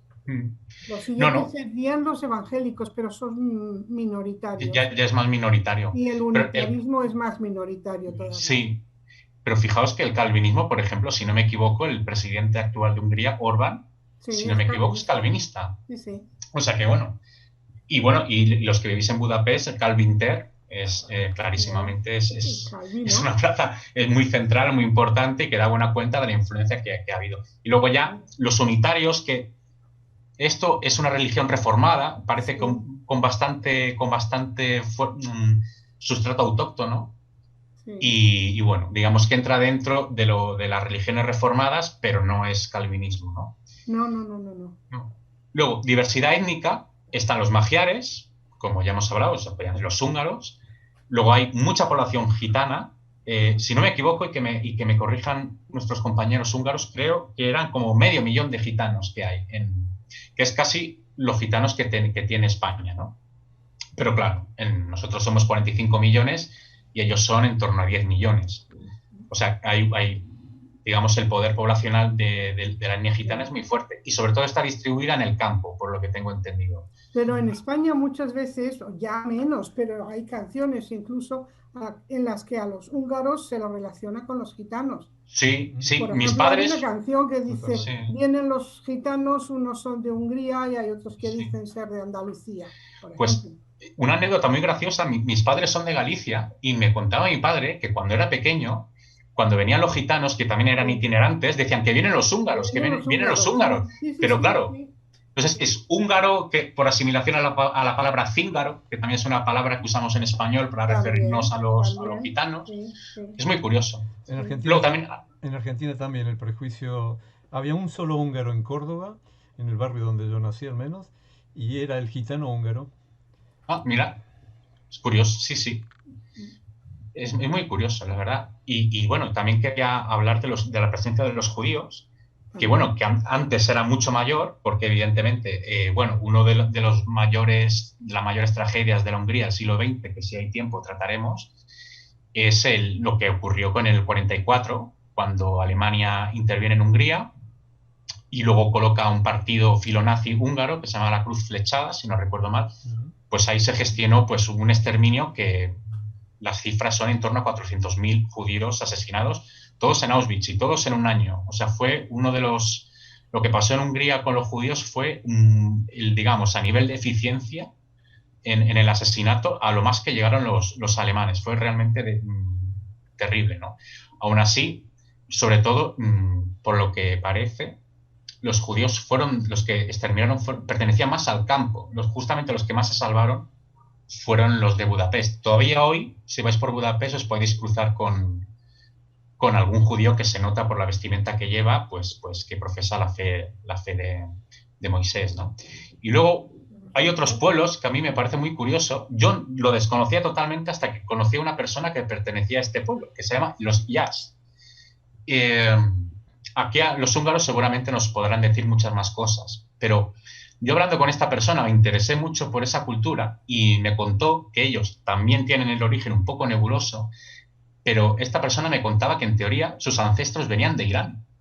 Y dices, bueno, otra vez con lo mismo, ¿no? Migraciones del este al oeste, ¿no? Sí, Javi, yo según mis estudios, como me acuerdo, los Yas, sí, los Kun y los Yas tienen ese origen. No sé si los Kun, a lo mejor los Kun no, pero los Yas sí, son de Irán, porque era, ¿sabes cuándo? En el siglo XIII teníamos un rey, el Vila IV, y en esa época vinieron los tártaros, que eran básicamente un tipo de mongolo, y mataron casi todo el mundo, o sea, mataron como más de la mitad de la población de Hungría, y pues había una epidemia de peste también, entonces mucha gente murió aquí. Entonces el rey, después de que se fueron los mongolos, los tártaros, pues tuvo que invitar gente para que tenga quien gobernar. Para que repoblaran. Claro. Entonces invitó gente de la Asia y en esa época vinieron los Yas. Los Yas, ¿no? Que eran de Irán, que vinieron de Irán o según dicen. Y en esa época invitó a los judíos de otros países como Alemania o otros que, bueno, que tenían problemas en todos lados, pobrecitos. Y aquí, en esa época, por lo menos, éramos muy tolerantes porque no nos interesaba de dónde eres. Si aceptaste las reglas de aquí, pagaste tu impuesto, pues listo, eras húngaro. Como no había ningún tipo de discriminación, que pues cada vez es menos así, pero... Muy interesante lo que dice Sátila, porque en este sentido también invitaron a muchos alemanes. Y también había una comunidad alemana en Hungría, antiguamente, solo que después de la Segunda Guerra Mundial, como sabéis, la mayoría de alemanes que estaban expandidos por Europa, por ejemplo, en Bohemia, o lo que hoy es Chequia, en Hungría, en Polonia, incluso había alemanes asentados en el Cáucaso, pues todos fueron deportados hacia Alemania, ¿no? Para que no, en teoría, volvieran a repetir una guerra de agresión por unificar las culturas, ¿no? Pero en Hungría había también una comunidad e incluso en Rumanía. Sí, Hay ciudades... hay ciudades importantes rumanas que son de fundación alemana, ¿no? Sí, sí, pero no nos olvidemos que en esa época Alemania era un país muy pobre y Sí. muchos campesinos entonces inmigraron. Yo hablo en primera línea porque mi mujer es hija de un alemán que tuvo que cambiar el nombre después en el comunismo. Él es Boste y se hizo Borsch, que es un nombre que quiere decir pimienta, ese es el apellido de él. Pero bueno, es toda una familia de origen alemán que se fue al campo. Es que es muy... Incluso rusos alemanes, por ejemplo, sí que hay... Incluso en España, en el siglo XVIII, Carlos III quiso repoblar el centro de España, que bueno, todavía hoy sigue estando bastante despoblado, invitó a varios alemanes que vinieron a repoblar también esa parte, ¿no? Es que es curioso, sí, los alemanes han estado poblando casi todos los lugares, ¿no? Perdón, hay también una minoría en Santander en particular, muy ligada a los griegos, ortodoxos y griegos. Lo ves ahí en las iglesias y en la... ¿Dónde has dicho? Santander. Santander es una pequeña ciudad donde está el museo al aire libre. Szentendre. Sí, San Andrés. Vale, sí. Szentendre, si no me equivoco, y que aquí nos corrijan nuestros compañeros húngaros, Szentendre era de fundación serbia. Sí, Por eso hay una iglesia ortodoxa. Sí, es un pueblo precioso. Sí. Pero hay un pueblo griego también en Hungría, se llama Beloyanis. ¿Y en qué parte está? ¿Por el sur? Es cerca de Budapest, cerca de Budapest. 60 kilómetros de Budapest. Y muchos griegos viven también en Budapest. Mira, muy interesante, no lo sabía, lo desconocía, Susana, gracias. Y bueno, ya por terminar con los jazz, a mí también me llamó la atención que, claro, esta persona no respondía al aspecto que tenían los húngaros o la mayoría de húngaros que veía.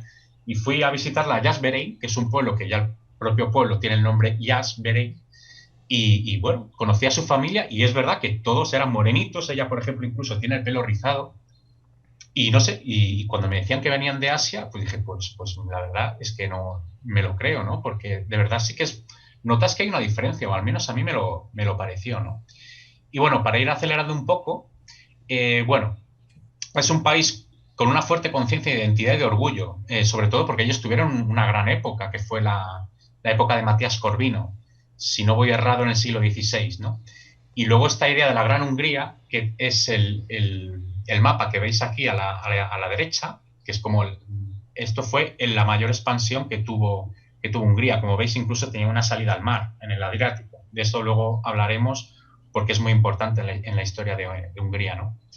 Pero al mismo tiempo, también tiene una fuerte conciencia de declive. Al haber sido tan poderosos, haber tenido tanta extensión, de repente lo que les pasó en el siglo XX, con el Tratado de Trianón, que fue justo hace un siglo, en el 2020, como ellos participaron en la Primera Guerra Mundial con el Eje, con el Imperio Austrohúngaro, Alemania, Turquía, y perdieron la guerra, pues se dividió el país, lo dividieron, le quitaron territorio, creo que incluso hasta 2/3 del territorio, y se ha quedado en lo que hoy veis, que está en el mapita de la izquierda. Como veis, ya es un país interior cuando antes tenía salida al mar, ¿no? Y claro, rodeado de países que antes formaban parte de ese territorio, que durante algún tiempo han sido hostiles. Ahora no sé las relaciones cómo están, pero a mí me contaban que hasta hace poco la relación, por ejemplo, con los serbios era muy conflictiva, ahora parece que menos, pero bueno, para que veáis un poco cuál es el sustrato del que parte Hungría, ¿no? Y luego ya por último un país... Perdona, Javier, no veo en la pantalla tu presentación. Veo, no sé si los demás lo están viendo o solo soy yo.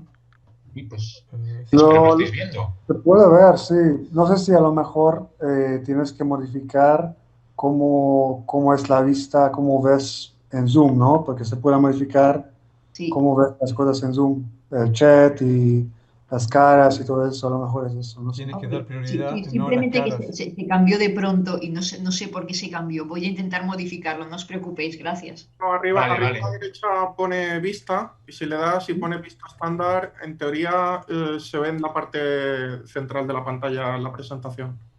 Ok, gracias. Vale, muy bien. Pues nada, avanzamos, nos estamos comiendo el tiempo, pero es que hay mucho y la conversación está siendo muy interesante. Bueno, pasaré muy rápido. Hungría en el siglo XIX, que vamos ya, digamos, al periodo que vamos a abordar literariamente, que es a partir del XIX, el XX, y tocaremos un poco la literatura hasta nuestros días. Por ir muy rápido, yo le he llamado Hungría del siglo XIX el siglo de la construcción de la nación, ¿no? Hay 3 fechas muy importantes. Una es el 48-49, que es la revolución húngara contra los austríacos, que al final es una revolución que fracasa, pero que deja un sustrato, ¿no?, que al final se concreta en el 67, que es el compromiso austrohúngaro, que ahí es donde sale la denominación de Imperio Austrohúngaro. Antes era el Imperio Austríaco. ¿Y qué pasó con ese arreglo que hicieron? Pues todo cambia mucho, aunque luego al final lo que ocurrió era que Francisco José, que era el emperador austríaco, también ejercía como rey de Hungría, ¿no? Había, digamos, esos 2 títulos, pero no era emperador de los húngaros, era rey de los húngaros. Eso estableció una especie de monarquía dual, que llamaban, en la cual los húngaros contaban con una autonomía bastante importante dentro del contexto más amplio del Imperio Austríaco, ¿no?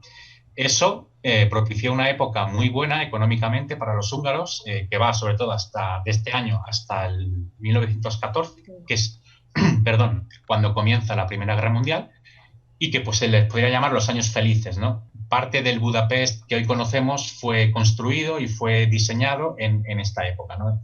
Fue una gran época.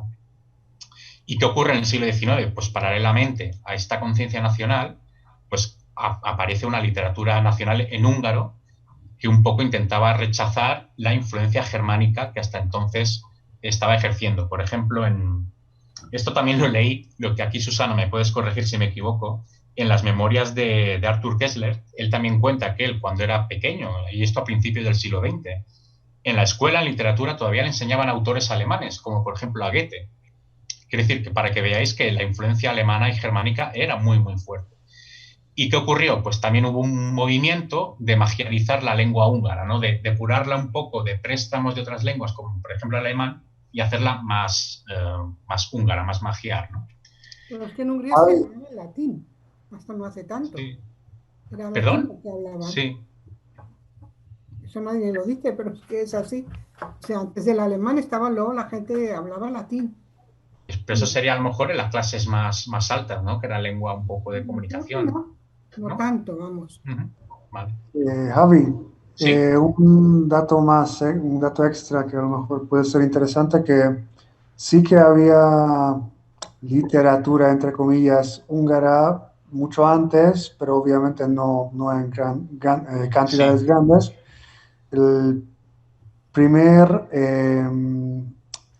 obra, creo que en húngaro, no quiero decir tontería, pero era Balint Balassi, que era un poeta que escribía en húngaro, si no me equivoco, pero a lo mejor Zsuzsa no me corrige. Sí. Y era mucho antes del siglo XIX. Yo creo que, o sea, no digo que era wow mucho, pero sí existía, pero como tú dices, la gente como campesinos y gente común hablaba húngaro, y los nobles y la gente con poder hablaba alemán o latín. Exacto, me he explicado mal. Lo que quería decir no es que no existiera literatura escrita en húngaro antes, pero sí que la lengua de cultura y también la lengua de prestigio literario era el alemán. Pero evidentemente sí que hay textos que incluso hay, y tú me puedes corregir perfectamente, textos ya del siglo XVIII escritos en húngaro, por ejemplo. Pero como literatura nacional, de lengua de cultura, digamos, comienza esa percepción, comienza en el siglo XIX, ¿no? Sí, pero los primeros poetas escribieron en latín. Después en húngaro, pero la lengua oficial era alemán hasta el siglo XIX. Muchas gracias, Susana. Se creó un poco a través del alemán. O sea, se fueron traduciendo las palabras en alemanas, las tradujeron a un húngaro que se iban inventando un poco. Si no me equivoco, que es mi marido el que me lo cuenta. Sí, pero sí. El húngaro debía tener muchos préstamos del alemán, porque luego en el XIX intentaron depurarlos y magiarizar la lengua húngara, ¿no? Y bueno, ya muy brevemente, porque si no ya nos pasamos de tiempo, pero es que me parece muy importante Hungría en el siglo XX. Le he llamado el siglo de la reconstrucción, entre paréntesis, fallida de la nación, ¿no? Con lo que os he comentado antes. 1920, Tratado de Trianón, se reduce el territorio, se convierte en un país interior. Eso es muy curioso porque luego los húngaros en la época de entreguerras tenían un gobernante que, salvando las distancias, podía ser como el Franco nuestro, que era el almirante Horthy, que era curioso, porque decías, ¿cómo puede ser un país gobernado por un almirante un país que no tiene mar? Pero claro, es que antes Hungría tenía salida al mar y al Adriático. Y bueno, y sobre todo, claro, se quedan rodeados de países, bueno, pues al principio hostiles. Y luego los propios húngaros quedan divididos en esos diferentes países, ¿no? Realmente lo que se hizo en Trianon es una de estas injusticias, en mi opinión, injusticias históricas que han ocurrido en Europa que todavía no se han solucionado, pero que la verdad llama mucho la atención lo terrible que fue este tratado. Aún hoy, a mí me daba la sensación que sigue siendo como algo muy traumático para los húngaros. Y yo, por ejemplo, os puedo contar una anécdota muy personal. Yo vivía ahí cuando Hungría pasó a octavos de final en la Eurocopa y yo estaba viendo el fútbol, había muchos húngaros, y cuando ganó Hungría empezaron a gritar una consigna y yo pregunté a un amigo húngaro, ¿qué están diciendo? Y me dijo, que se joda Trianon. O sea, diciendo, cuando estaban celebrando que habían pasado a octavos, pensaban en Trianon. Me llamó muchísimo la atención. O sea, desde luego es un trauma histórico que, bueno, que a veces yo creo que esto puede tener cierta relación al menos con los españoles, ¿no? También nosotros tenemos este pequeño trauma del 1898, cuando perdimos Cuba y Filipinas, ¿no? Que se nos quedó ahí un poco la cosa nos quedamos bastante afectados, ¿no? Sí, pero nos quedaba un poquito más lejos, ¿no? Y en cambio, sí, claro. Pero claro, aquí. Sí, pero por eso yo creo que sí que hay esta conciencia también, como os decía antes, de nación que tiene conciencia de declive. Yo creo que al menos con los españoles sí que ocurre. Nosotros los españoles, al menos, no sé si Javi tiene otra opinión, tenemos cierta sensación también, ¿no? Bueno, hemos sido un país muy poderoso y ahora somos un país, bueno, pues ahí estamos ahí, ¿no? No somos ni muy importantes ni muy insignificantes, pero bueno. La sensación es tal cual como lo has dicho. O sea, sí. Comparto lo que dices. O sea. Y bueno. Yo tengo solamente un comentario al respecto que no conozco muy bien cómo va la cosa, el tema en España, en el sentido de que se quedaron gran cantidades de españoles en esos territorios perdidos o países perdidos. En nuestro caso, creo que se puede explicar un poco porque es un punto bastante delicado de nosotros. Es porque perdimos la mitad de la población húngara y hasta hoy muchos húngaros viven en estos países alrededores donde muchos de ellos son discriminados por esos países. O sea, en Ucrania les pegan muchas veces y les dicen que no puedes ni decir una palabra en húngaro porque te vamos a reventar. En Serbia también son muy nacionalistas, también o sea, va bien largo la lista de problemas que están. De hecho, Atila, no, perdona, es que justo de eso quería hablar en la siguiente diapositiva, porque me parece, como tú bien dices, algo muy importante, ¿no? Y que también es trágico, ¿no? Y es normal que eso afecte a la personalidad húngara, ¿no? Pero bueno, por terminar esta diapositiva, muy brevemente, el siglo XIX también es cuando aparecen los autores de renombre internacional, la lengua húngara adquiere una pátina de prestigio y también se incorpora totalmente a las tendencias europeas, ¿no? Yo he destacado Kafka y Beckett porque son, por ejemplo, la influencia que, por ejemplo, hoy hay en autores como Krasznahorkai y Barthes, por ejemplo, ¿no? Y aquí justamente esto, Attila, te quería poner porque es un gráfico donde se puede ver en los países que rodean a Hungría la cantidad de húngaros que hay. Fijaos, en Rumanía, bueno, los de Rumanía se llaman los Sekei, que son muy curiosos, porque yo cuando vivía allí tenía amigos Sekei, iba a un centro cultural de los Sekei, y es muy curioso porque tienen también mucha conciencia de ser muy húngaros. Aunque viven en Transilvania, bueno, por esta parte que ahora cae ya en la parte de Rumanía, ¿no? Pero si os fijáis, en Eslovaquia también hay muchos húngaros, en Serbia también. Y sé que en Serbia, como decía Attila, hasta hace poco sí que tenían muy malas relaciones, sobre todo en los 90, cuando empezó esto de la guerra de Yugoslavia. Creo que los húngaros que vivían en Serbia pues tuvieron bastante discriminación, ¿no? Pero bueno, os pongo este mapa para que veáis lo dramático que supuso el Tratado de Trianón, que fue un tratado, no sé si lo he explicado, un tratado de paz, que para los húngaros significaba pues perder todo este territorio, ¿no? Y bueno, ya solo unos apuntes, unas pinceladas. Hungría en el siglo XIX, en el 2004 ingresa en la Unión Europea, como todos sabéis, y luego para el tema que nos interesa, que es la literatura, en 2002 hay el primer premio Nobel de literatura, que es Kertész. Vale, esto tendré que pasar muy por encima porque nos estamos pasando de tiempo. Yo no sé, si tenéis algún minuto más, me parece bien y yo me quedo, pero lo digo para no aburriros, ¿no? Era una pequeña introducción a los movimientos literarios que en el 19, muy simplificando mucho para hacerlo más didáctico, pero en la primera mitad del siglo XX, pues lo más importante es el movimiento romántico y el realismo. Os he puesto un ejemplo hispano y un ejemplo internacional. Y de la segunda mitad del siglo XX aparecen otros movimientos como el naturalismo, el simbolismo, el parnasianismo, el decadentismo. Eso ya entraremos a lo largo del curso, ¿de acuerdo? Y en el siglo XX, pues el modernismo anglosajón. Bueno, esto ya hablaremos en otra sesión porque si no, no podremos terminar esta, ¿de acuerdo? Bueno, he puesto para mí, por lo que he leído, las características de la literatura húngara. Es una versión muy personal, os aviso, y por supuesto podéis disentir. Para mí, cuando lees la literatura húngara, ves que hay como dos grandes áreas, que es la literatura de Budapest y la Hungría rural. Hay mucha literatura que tiene como escenario preferido, por ejemplo, el territorio de la Hungría rural, que se llama, también le suelen llamar la Pusta, que es una llanura, como os he comentado antes. Hungría es muy llana. Hay una tendencia de un costumbrismo deformante, un costumbrismo que tiende a sacar como lo más descarnado, lo más desagradable de la realidad, con una visión pesimista. Luego hay una tendencia modernista, que está representada por estos dos autores, que luego ya veremos, un poco más moderna, más abierta a las tendencias que vienen de Europa. Hay mucha recurrencia al humor negro. Muchas veces a mí me dicen que la literatura húngara es una literatura pesimista. A mí lo que me parece que es una literatura que tiene mucho humor negro. Yo creo que la capacidad de los húngaros para el humor negro es muy acentuada y lo veremos más adelante en las próximas sesiones, ¿no? También hay un interés por la literatura de tradición oral y, bueno, sobre todo en el siglo XX, pues un influjo bastante fuerte pues, de Kafka, como no, porque sobre todo volvemos a lo mismo, era una influencia germánica.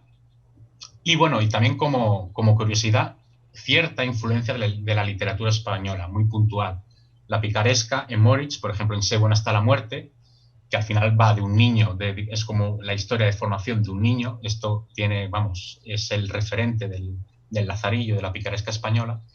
Y luego otro autor que se llama János Sekely, que tiene cierta influencia de Cervantes en una novela que se llama Los infortunios de Svoboda, ¿no?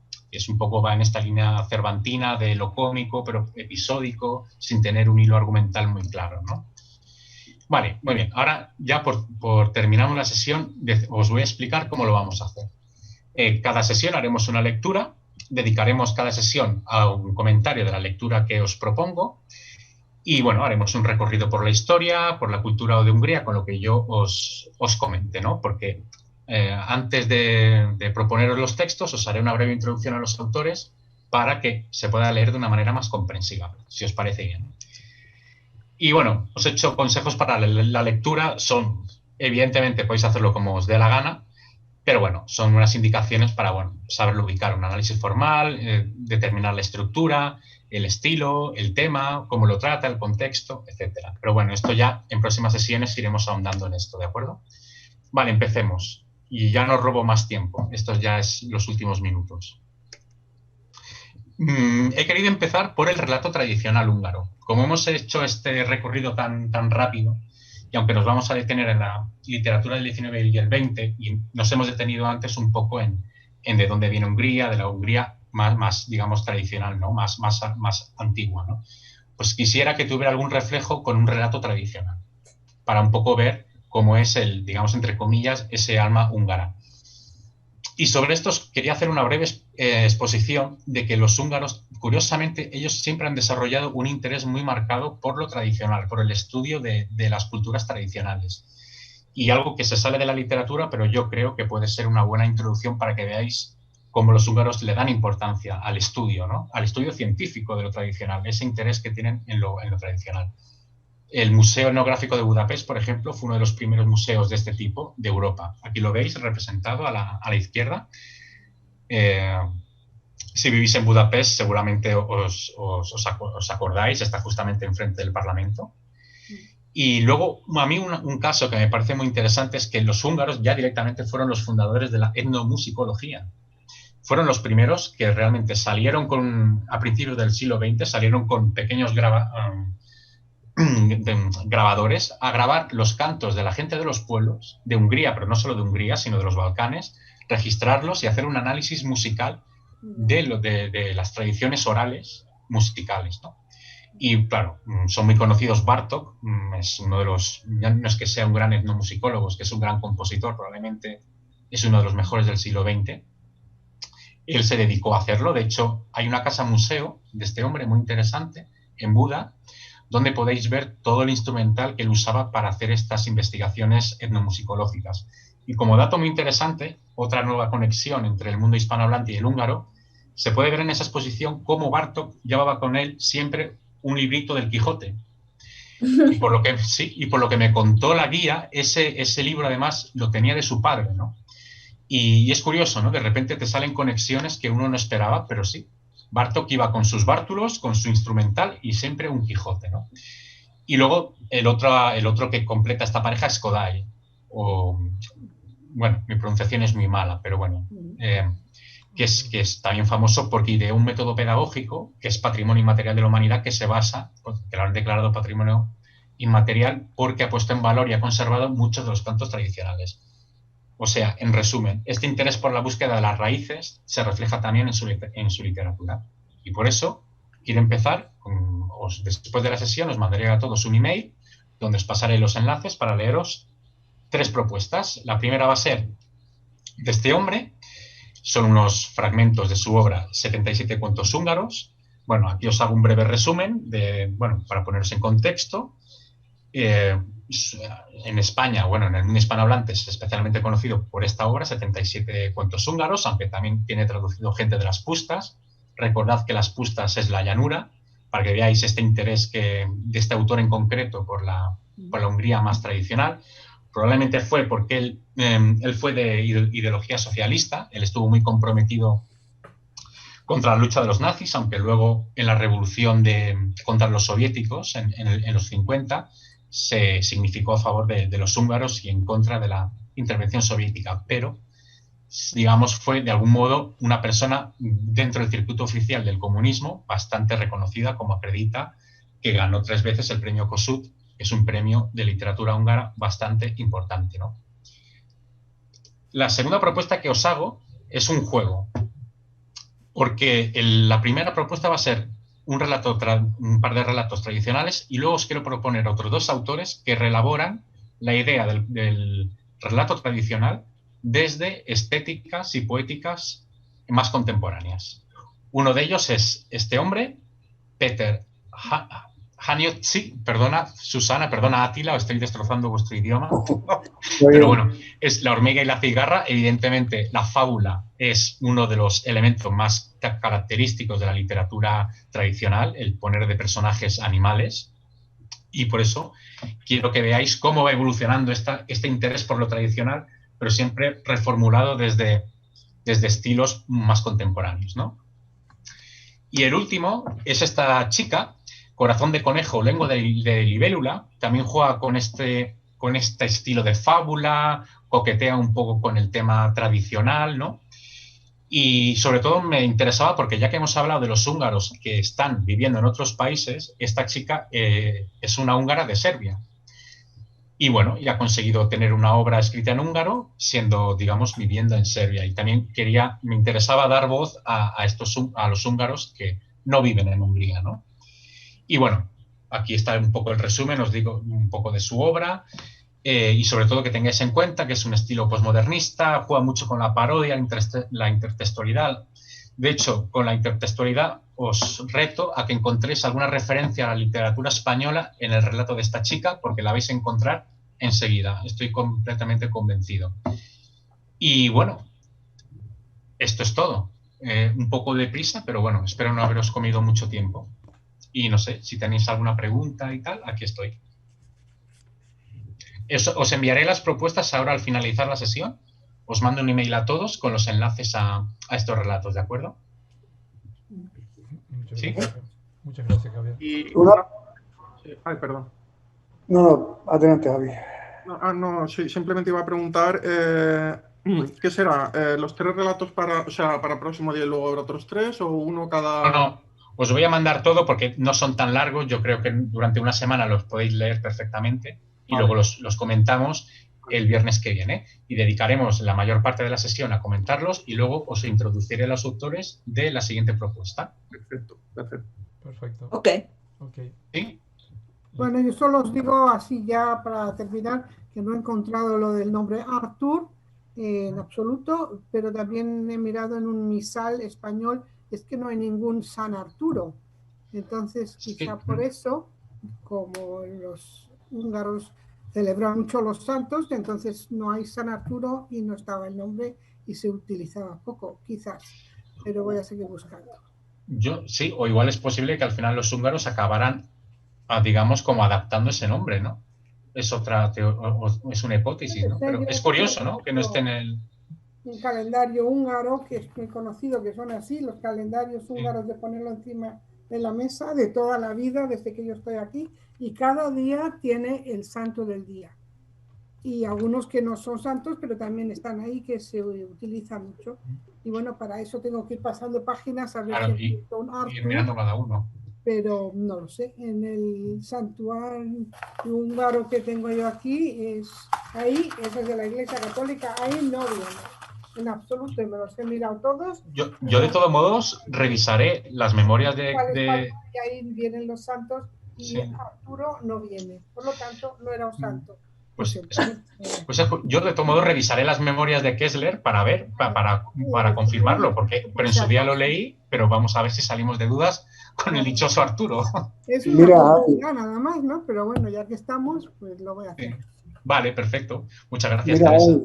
Sí. No tienes que confirmar, porque yo creo que tiene que ser cierto lo que dijiste. Es que mira, no tiene que ser un nombre registrado de santo para dar ese nombre, ¿no? O sea, cuando era muy popular Dallas, la serie, pues mucha gente puso como nombre Pamela y Jockey, lo que tú quieras en el campo. O sea, da igual si es un santo o no. Claro, pero en España lo mismo, pero eso es mucho más moderno. O sea, antiguamente los nombres que se ponían los niños en principio eran los de los santos o algunos muy tradicionales húngaros, como Adam o Attila, muchos otros, pero esos no vienen luego en el santoral, pero esos son simplemente... Sí, porque hay muchos nombres asociados con, por ejemplo, este nombre, a mí me encanta un nombre de chica que se llama Emeshe. Pues creo que Emeshe era familia de Attila, o no sé si era su hija, su esposa, pero a mí ese nombre me encanta y claro, evidentemente no habrá una santa Emeshe. No, y hay muchos, Acos, hay muchos que no se puede traducir, ¿no? Y que son húngaros. No es un pronombre muy común, pero yo voy a también investigar, pero en el siglo XIX ya existió, porque un líder de la revolución se llamó Artur Görgey. No sé si antes ya existió, pero yo voy a investigar desde el tiempo usamos este pronombre en inglés. Estupendo, Susana. Yo miraré lo de Artur Kessler porque a lo mejor igual es que yo recuerdo mal, pero vamos, me impresionó tanto que... Y es una pronombre muy conocida por Artur Görgey y por la historia húngara y por eso es interesante desde qué tiempo. Perfecto, Susana. ¿Sí? ¿Alguien quiere hablar? Yo me voy a despedir, que tengo otro apunte. Sí, claro. Perdona, es que al final yo me he extendido más y nos hemos pasado el tiempo. Muchas gracias por la primera sesión, me gustó mucho. A ti, Samira, me alegro. Pues nos vemos el viernes que viene. Disculpe. Vale. ¿Sí? Sí, hasta Hola. Hasta el viernes. Adiós.